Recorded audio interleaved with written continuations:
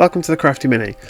Now, those of you who watched last week's episode, at the end I mentioned that I've been working on a collaboration with another YouTuber, and that's Welsh Miniature Boardgamer.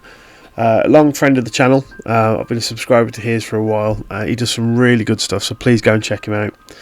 He's got some fantastic paint jobs, and his kit bashing is really good. Something that I'm trying to aspire to, but I do struggle with kit bashing. Now, we came up with the idea that, because I've recently, as I mentioned last episode, I've been getting into Rangers of Shadowdeep, and it's something I've been looking at playing. Now, he very nicely sent me the rule book and some other the supplement books for free, sort of get me started, as he'd upgraded to the new edition for himself. And so I was having a read through, and I've been picking his brains and whatnot. And he came up with the idea of we do some sort of collaboration. So after going back and forth, so it was decided we would make a character for each of our warbands, paint them up, which would be this video here, and sort of how I built it and whatnot, and then we'd do a surprise unboxing for the following week. So we've done that, we've got all that filmed, so now we're ready to get the videos edited and put out. So for him, for myself, I was thinking about what sort of character to do. Now he tends to have more, especially with his current warband for his channel, if you go and watch his playthroughs of the actual campaign, it's a very traditional medieval, so I wanted to do something with a bit more flair and that sort of northern sort of twist, that barbarian horde type thing. And I've got the Frostgrave Barbarians set 2, which are the female variants. So I thought, right, I'm going to make him a cool barbarian woman, quite stoic and in sort of presence and the way that she's standing. So I've started off with one of the sprues, and I'm just cutting off all the bits that I'm at this point just thinking about what I want to use, and just going through, see what matches. You'll see that it does change between here and the end of the video. But as I say, at this point, just clipping out all the bits that I like, a torso that I like, any other weaponry and things, and then I'll start building it, and then we'll go into the painting.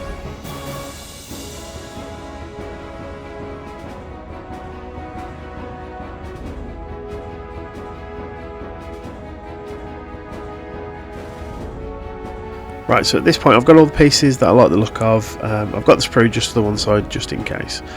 And then I'm going to go through and start trimming them down and just clean them up. There's a little playlist on my channel for sort of miniatures for beginners on how you go about clipping your stuff out, cleaning it up and gluing it together ready to paint.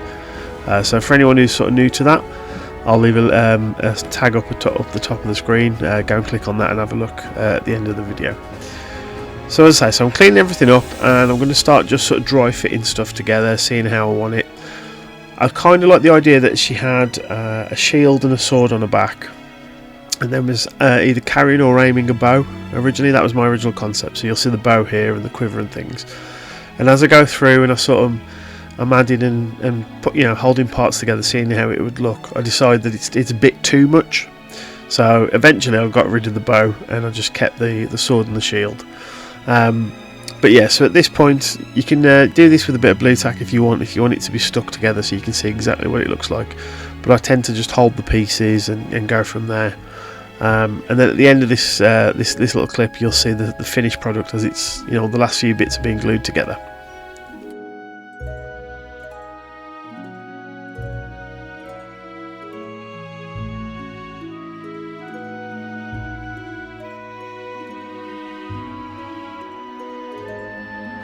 Right, and here she is. So I've got the sword and shield on the back.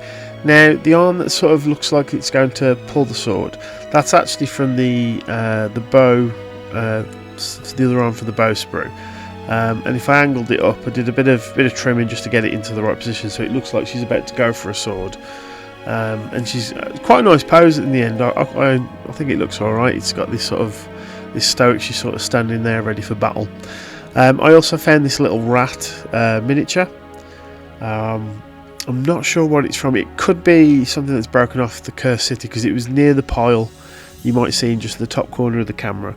I've been working on some of my Cursed City stuff to get that painted up, so it could have been from that, but I want the rat to be on there, and it's got it'll have its own little backstory to it, which we'll go through later on. So I've stuck the actual miniature to a standard black base, and I'm just using some of this diorama Vallejo mud just to basically blend those two together, and when this dries it'll look nice, and we'll add some of the little bits, some rocks and things, just to bring it all together, because I want to make something nice for him on this, because he's a good friend of the channel and he's always leaving really nice comments and things. So I wanted to just put a bit more effort than I would normally in a standard miniature at this size. So just with one of my clay shapers, I'm just using that to get this mud around, and then we'll leave that to dry and then start on the painting.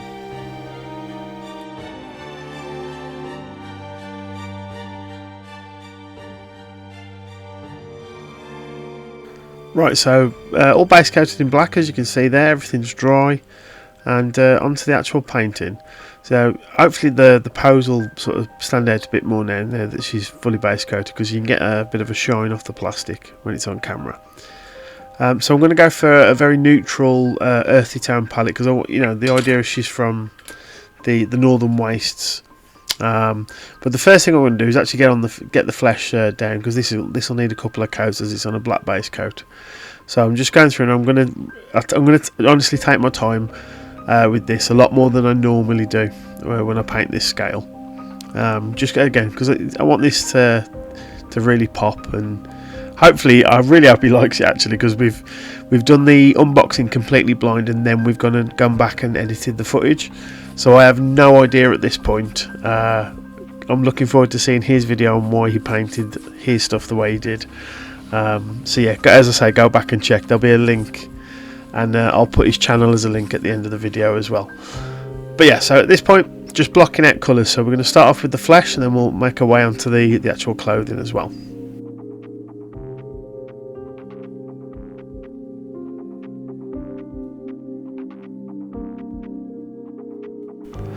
Right, so all the flesh is blocked out, and then we're going to start working on the other bits of clothing. So on my wet palette, I've got a few different, I've got a green and a few different browns put on, and I'll actually go through and mix these with each other, just so the colours sort of blend more together, rather than just having a set brown for, let's say, the strapping, a set brown for the shield, a set brown for a pouch, and then the boots, and so on. But I wanted the main colour to be this lovely sort of olive green from the Pro Acryl range. And that's going to stand out more than the others, because she's got a bit of fur on her back and like a fur trim around the collar and things, and those would be more of the earthy browns and various bits. But initially just green across the tunic, and then go in then and start picking out all the other colours.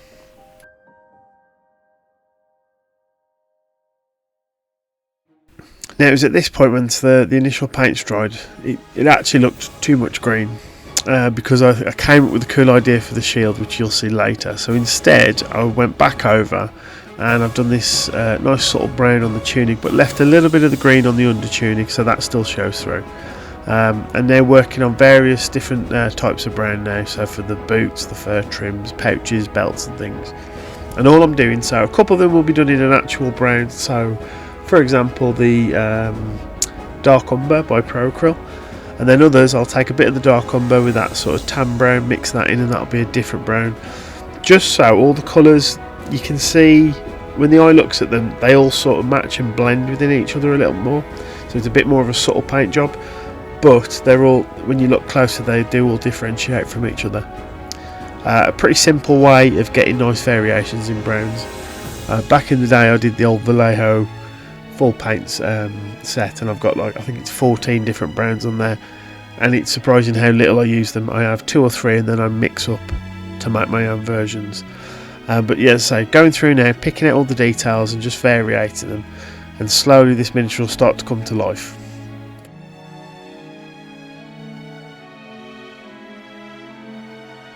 And as you can see there, so I've blocked out the boots, some of the fur trim.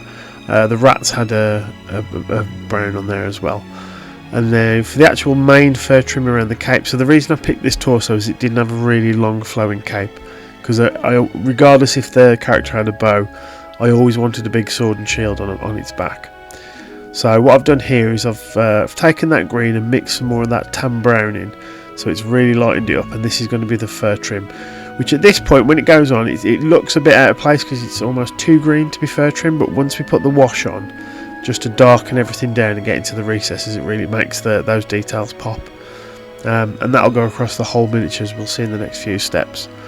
But again, it's that that idea of, because I'm only using 3 or 4 different colours and I'm mixing them to get different variations, everything sort of feels like it matches together, that it is this, you know, these are all fabrics and materials from like animal skins and things from this one particular area up in the north, where it's a bit more rugged, and you know, they haven't got access to all the nice colourful dyes and things. And that's the whole idea and the concept of the miniature. And when I'm painting something like this, I try and get everything so it has a theme running through it from start to finish. Right, so at this point I'm going to start picking out all the metallics. Now, I've recently got my hands on the Pro Acryl metallic range. This dark silver, I mean, all of the metallics go on really well. This dark silver is phenomenal. If you want like a proper coal forged steel looks really dark, but it still has a bit of shine when the light catches it, this is the paint job for it.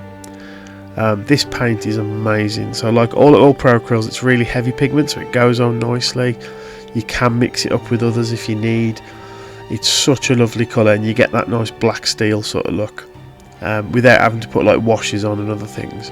So I'm going to go around the model now, pick out things like the shield trim, the big boss in the middle of the shield, because I've got a cool idea for the shield which will be coming up in a sec, and then little bits like on the sword and whatnot, and some of the buckles and things, and it just helps sets it out. And again, it's that whole theme. This is these hard, rugged people from the north. They haven't got access to all the you know, the fineries and things, and it's all, you know, heavily beaten down by the elements, and it's that theme running through everything.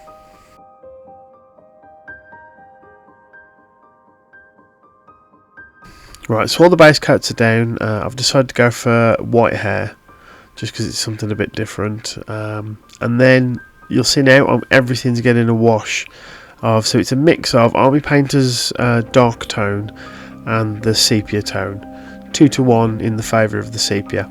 There's just so the dark will, you know, it'll go into all the recesses and things, but it won't tint it as heavily as it would with the sepia. So all of the furs, the browns, the greens, all the armour and the wood on the shield, they all get this. I'll then do just a slightly watered down dark tone on the hair, and a sepia tone slightly watered down on the skin, just to give that a bit of colour and definition. And then we'll go back in and touch up with the original base colours.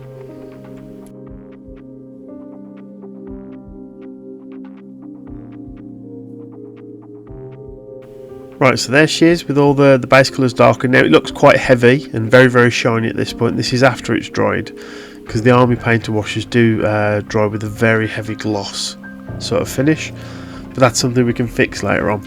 So now what I'm going to go do is go back to my original colours and just highlight up some of the areas. So like on the edges of her hair here, you'll see a bit of the light brown on the raised areas of her chest, the skin tones, those little bits of green on the under tunic and things. And it's just because obviously the wash has darkened everything down a bit too much. This is just to go back in, you get that really nice highlight. It pops at tabletop level as well, and it's actually really easy. You haven't got to blend like 3 or 4 different colours and, you know, keep going back and forth. Whenever I do something this scale, this is pretty much how I paint it. I have spent a little bit more time on this because it's for someone else. But I don't like to make my tabletop stuff overcomplicated, because I want to get it painted so I can get and play with it. So this is my sort of basic way of how I do my tabletop standard.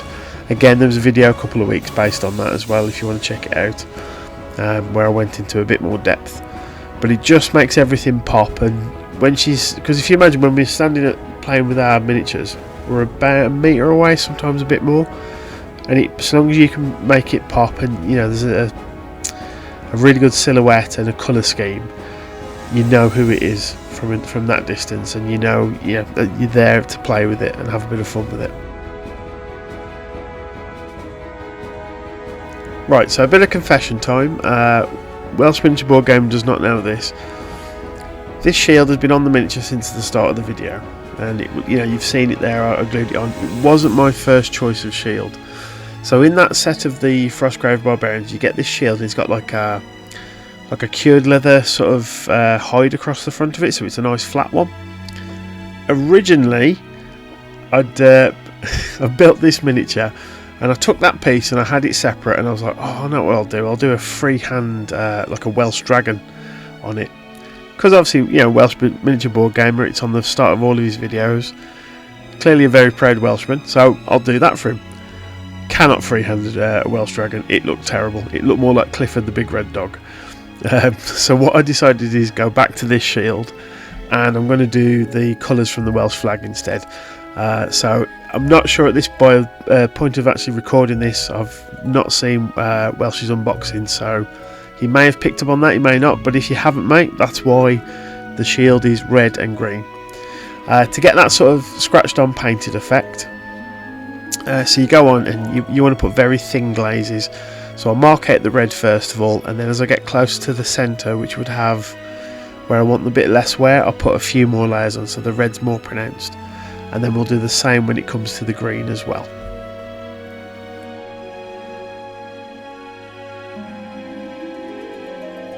And you can see here, so I'm doing it with the green, so I'm picking out the raised areas, and then I'll go in and scratch more of this paint on in the high recesses, and it just makes the shield look like it's been painted, and obviously through use and time it's worn down, and then maybe the characters reapplied a bit more paint on top of it as well, and to keep the colour and the vibrancy going.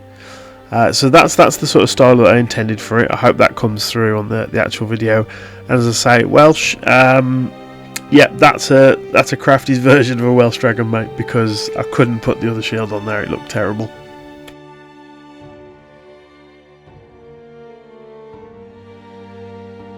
Right, so at this point she's pretty much done. What I decided to do, because I wanted just a little bit more contrast, as I say, I don't normally go to this sort of degree when I'm painting this scale. So I took a little bit of the flesh tone colour, mixed that in with the browns, and again, just so all the colours sort of unify, and there's only 4 or 5 of them. And I'm just adding some more touch highlights just on very certain areas of the actual miniature, just to pick it out a little bit more. And then the very tips of the hair will get a bit more white as well, just to make them pop, and then we'll get on to the actual varnishing.